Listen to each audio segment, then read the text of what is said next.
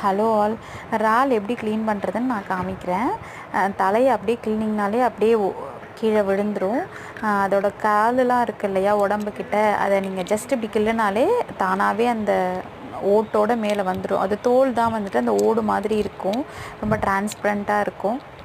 அதை நீங்கள் எடுத்துட்டிங்கன்னா அந்த வாலோடு சேர்த்து நீங்கள் இழுத்திங்கனாலே போதும், ஆட்டோமேட்டிக்காக இறால் க்ளீன் பண்ணுறது முடிஞ்சிருச்சு. நடுவில் வந்துட்டு அதோட குடல் வந்துட்டு அந்த க்ரீன் கலரில் இருக்கும். அது ரொம்ப பெருசாக இருந்தால் மட்டும் எடுக்கலாம், அது கம்பல்சரிலாம் இல்லை, அப்படியே விட்டுறலாம். லைட்டாலாம் இருந்துச்சுன்னா அது எடுக்க தேவையில்லை. இதை பாருங்கள், நான் இன்னொன்று பண்ணுறேன். மண்டையை மட்டும் ஃபஸ்ட்டு எடுக்கிறேன். எடுத்துட்டு அதோடைய தோலை வந்துட்டு நான் க்ளீன் பண்ணிகிட்ருக்கேன்.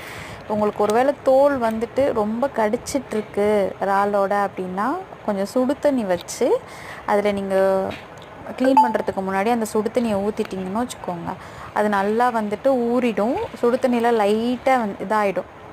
ஸோ அப்போ வந்துட்டு நீங்கள் க்ளீன் பண்ணக்குள்ளே உங்களுக்கு அந்த ஓடுலாம் வந்துட்டு க்ளீன் பண்ணக்குள்ளே ஈஸியாக வெளியில் வரும்.